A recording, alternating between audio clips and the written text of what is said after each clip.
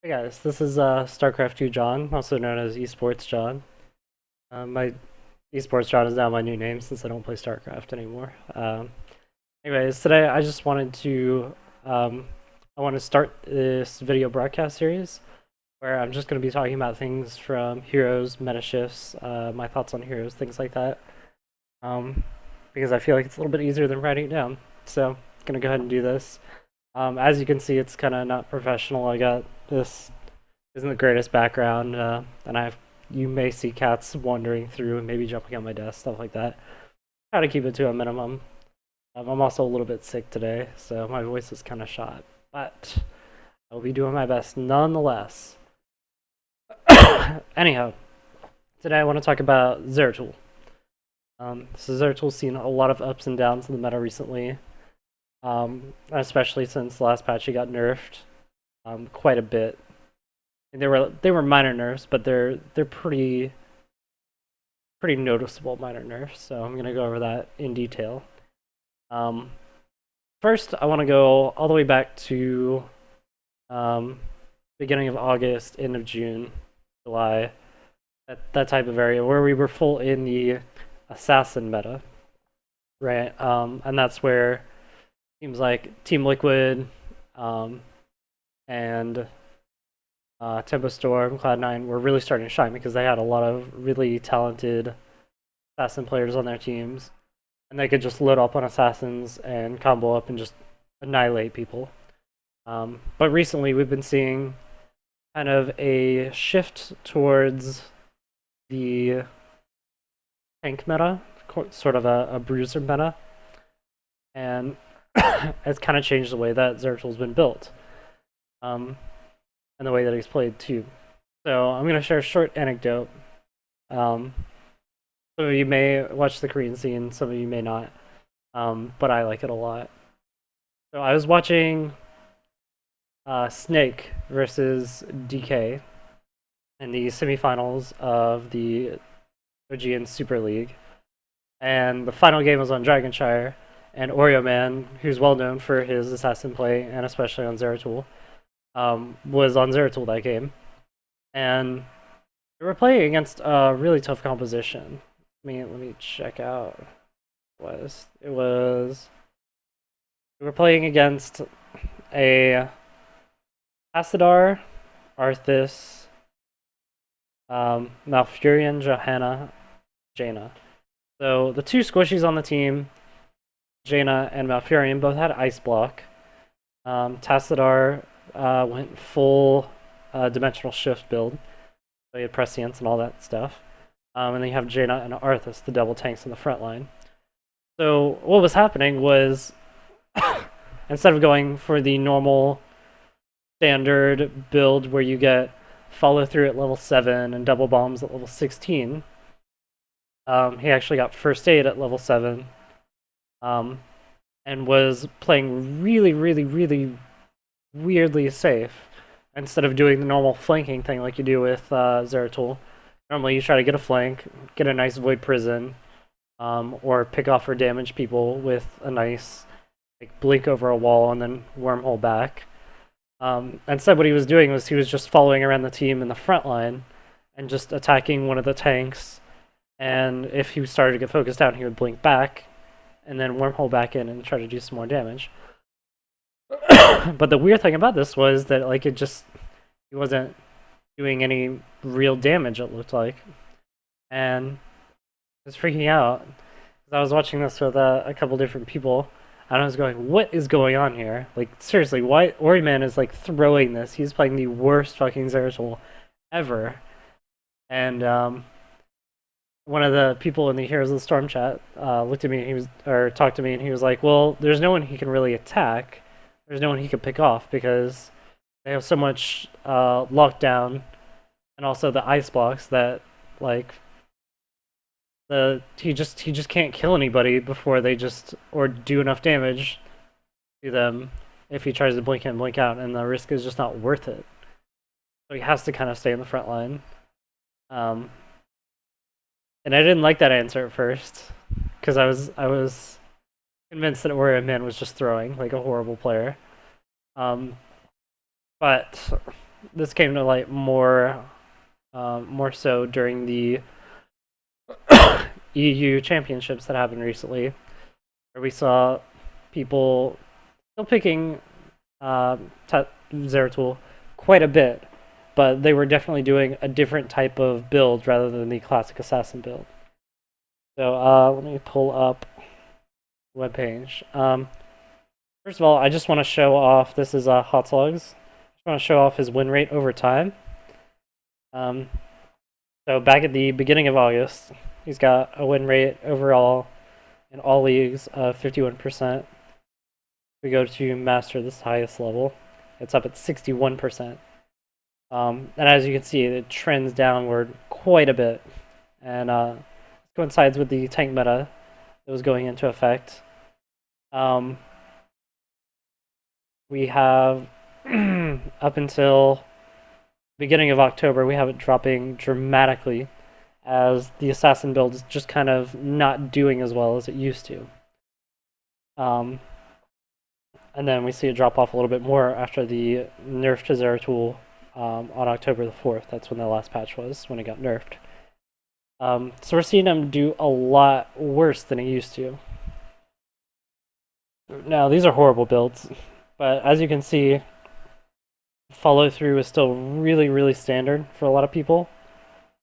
Still going follow through, and there's rewind and Nexus Blaze are kind of done interchangeably. That's not a huge deal. Usually rewind is just the better option. But as you can see, 16 is really quite in flux. People aren't really sure what to do with that. Let's look at it all leagues. And you can see it's still kind of a little questionable. But follow through and focus attacks are taken, and Void Prison are taken like 100% of the time. Like those are what everyone does. However, if we look at the EU championships, unfortunately I don't have a spreadsheet for this. This is D the Hunter's spreadsheet, which talks about his participation, but I don't have the talents.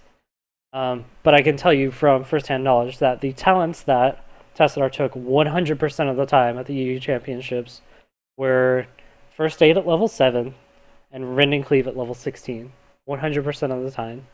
Otherwise, it was Regen Master at level 1, Focused Attack, First Aid, Void Prison, Wormhole, Rend and Cleave, and then Rewind. That's what was taken every single game. And we saw quite a bit of a difference in the way that he was played, because he wasn't played the normal way, where he sneaks in the back and kills everybody and then sneaks out. If we look at the spreadsheet real quick, we can see that there were 17 total games, and over here you can see that he was banned quite a bit as well. So he ended up with an 83% participation overall in the tournament. I guess it wasn't quite as high as Kayla and Jaina. Those are obviously some of the top picks right now. But it's still pretty high. Definitely a lot higher than any of the other melee assassins. Illidan was only played once. Kerrigan was played 8 times. Brawl was played 0. The Butcher was played twice. So a lot of the melee assassins aren't really getting played a lot, except for Zeratul. And the reason for Zeratul still being on top is 100% because of Void Prison. Void Prison is still just so good at locking down teams and allowing people to split up the fights so that they can just handle the fights better. And especially in the double tank meta, we're seeing a lot of disengagement tools, a lot of tools that allow people to break up the fights into smaller chunks so that they can deal with the kind of bruiser people who are diving the back line and things like that. So when you have something like Johanna Arthas, that their whole goal is to kind of just like push into the front line and allow the back to kind of follow along and deal damage. When you get a Void Prison on the back line, suddenly it's just an Arthas and a Johanna. They do some damage, but not really a lot, and you can burst them down really easily with somebody like Hale or Jaina. So Zeratul is still popular, still very important, But we're seeing a definite shift in the way that he's being played, by getting first aid and focusing more on sustain rather than diving in the back end, killing people. Before that, there was a small little trend in Korea where people were getting, they were still going follow through at level 7, but they were getting stone skin at 16. But I think recently people have realized that if you're going to play for a sustain type Zeratul, you still need to get, the health is more important than the shield, and especially early on, that makes him much more survivable in these long drawn out fights, especially on some of these maps, some of the newer maps like Battlefield of Eternity and Infernal Shrines. Very important. So, the big question that I have, first of all, I just want everyone to know that I have actually tested out these builds and I've had a lot of success doing this, as well as seeing it in the professional scene. So it does work, even though people are still building follow through. I think that's wrong. I think when you have a double or triple tank composition, you really have to start getting first aid and going for this more sustained way of fighting. But if we talk about after the nerf, so October the 4th was approximately a week and a half ago, he got banned even further. There was a slight damage, or he got nerfed even further. There was a slight damage nerf. It's just 1 damage per level scaling. So that's not a huge deal, but at the same time, for a hero that was entirely based off of getting crits, that does wound his critical hits a little bit more, because they're not multiplied by quite as much. So if he's only in there hitting like 4 or 5 times, 1 point per level is actually adding up to somewhere around 50-60 damage per hit that's not going in level 20 plus.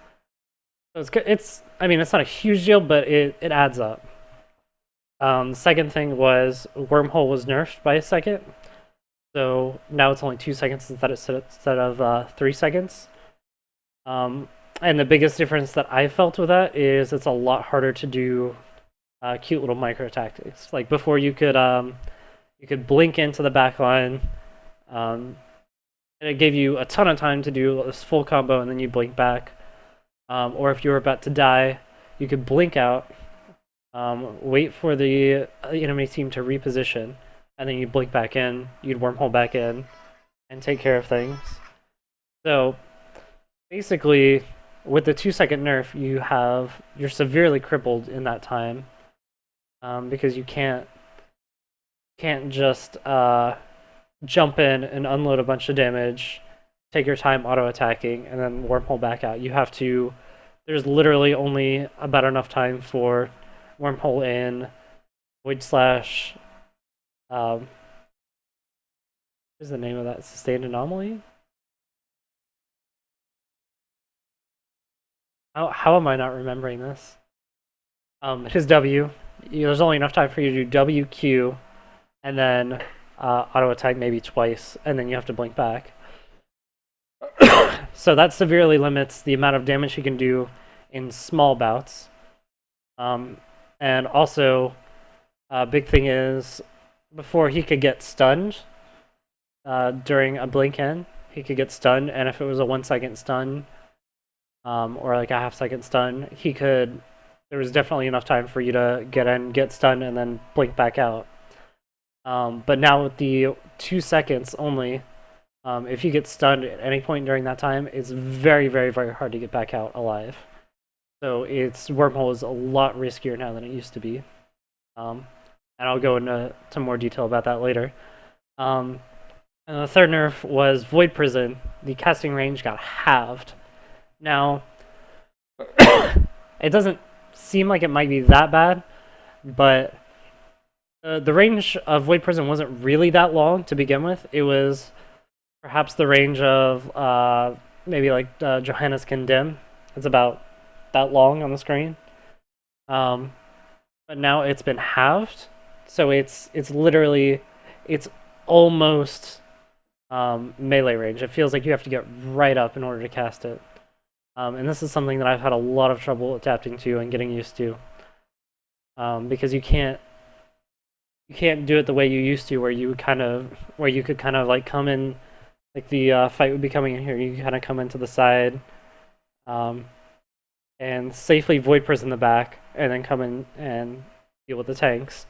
Now it's like you kind of have to approach it from the front and then blink back in void prison, or just like walk forward in void prison. But it's a lot riskier and a lot more difficult to pull off the way that you used to. You can still do flank void prisons and things like that, and obviously if the other team doesn't know that a void prison is coming, it's still strong. The biggest problem that I'm finding is that it's hard to get into the back line, especially with a lot of the control compositions that are out now. With a lot of stuns and slows and things like that, it's very difficult to get into the back line close enough to cast the void prison. So that is an issue that I have definitely touched upon, definitely noticed in my gameplay. I think it's hurting him quite a bit more, and I think he's a lot worse than we originally thought he would be. So I think what's going to happen to Zeratul is he's still strong, for sure, and Void Prison is still difficult, or it's still very good, but it's a lot more difficult to use. There was a video that I believe I'm just forgetting names all over the place today. Kenma put out, Zuna's brother, that went over the changes and talked about them, and he said that his belief was that the Zeratul nerfs weren't going to affect the people who were best at Zeratul. So people like Zuna, Black Squirt, iDream, people like that who, in his opinion, those were the best Zeratul players.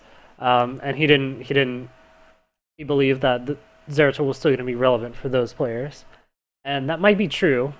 But I think he's going to get overall picked a lot less compared to, we're seeing a rise of Butcher and Kerrigan, especially. Butcher and Kerrigan are making big waves because they have a lot of lockdown, and they're turning out to be actually quite sustainable and strong against tanks, which is something we didn't really, I think, expect for them. Like, Butcher is actually a tank killer. He destroys tanks. It's the weirdest thing in the world. We may see the rise in Thrall. I'm not really sure where Thrall is going to go from here. I have a friend, Xdaunt, who swears by the life of him that Thrall is the best tank breaker in the game, without a doubt. And he refuses to believe that somebody like Butcher or Sonya is better at dealing with people than Thrall. So there's been a thread about this on Team Liquid that probably his biggest problem is gap closer, and he doesn't have a gap closer. And he has a lot of mana issues. So if those two things get fixed, I think he could definitely see a rise. For now, I think still the control that Butcher and Kerrigan provide with the stuns and the ability to lock people in place and slow them down, I think that's a lot stronger. So I think they're going to get quite a bit of a rise.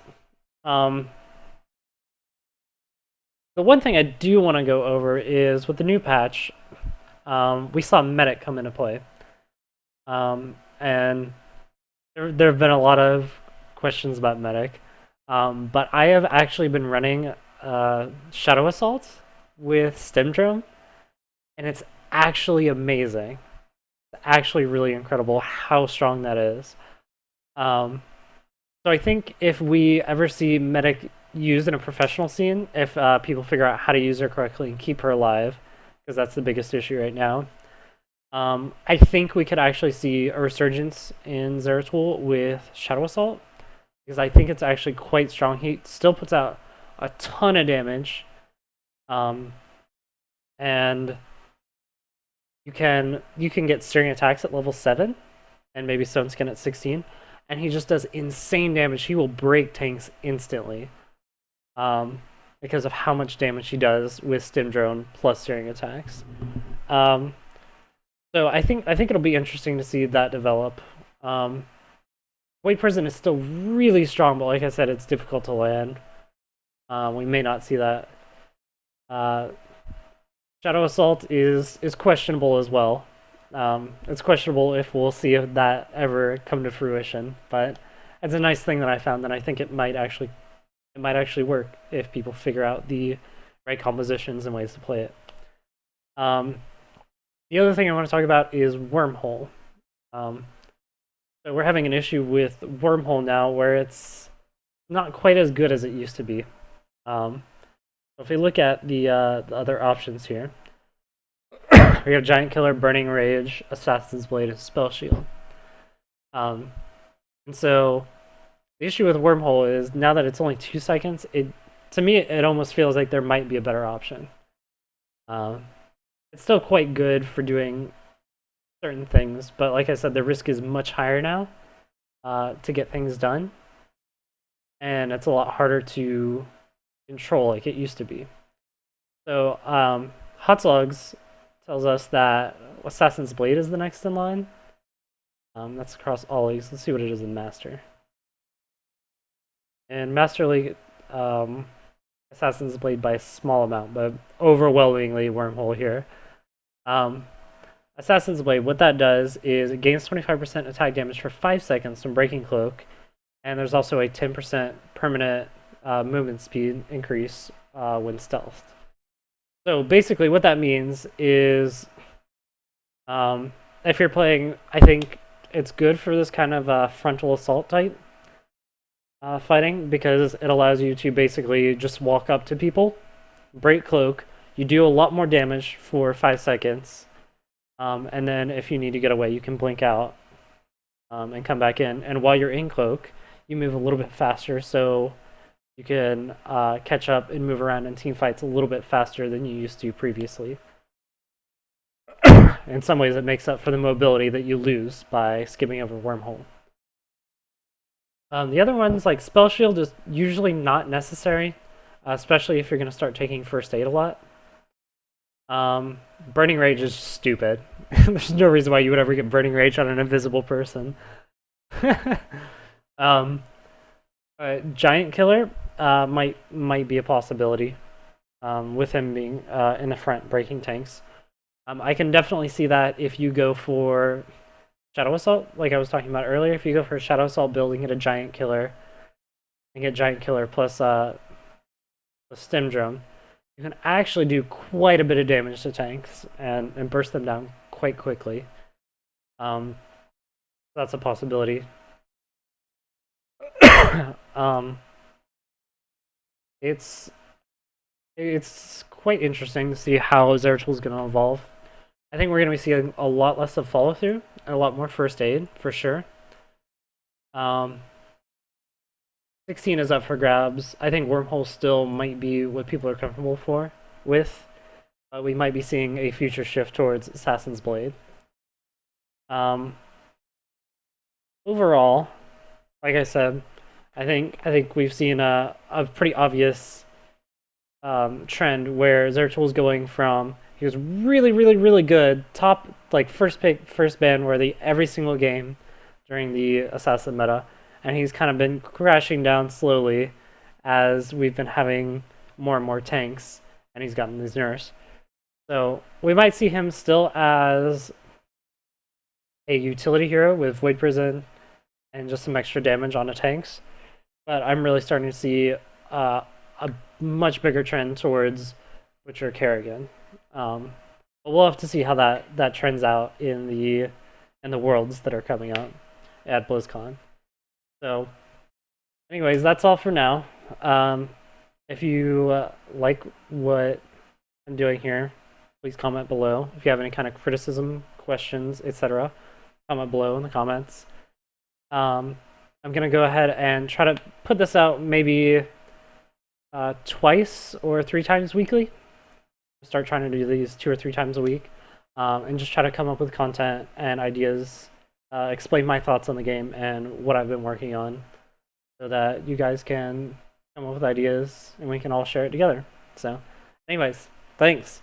See you guys later.